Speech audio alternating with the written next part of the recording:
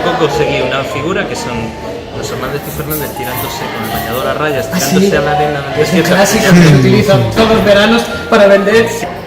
También se hicieron muy pocas unidades y además es del año 91. O sea, conseguir ahora eso es casi imposible. Pues me la vendió un tío de Madrid que era de su madre, que la tenía encima del armario, que no le gustaba, que estaba llenísima de polvo, que me la vendió por 100 euros y que ahora en subastas por menos de 2.500 no la encuentro.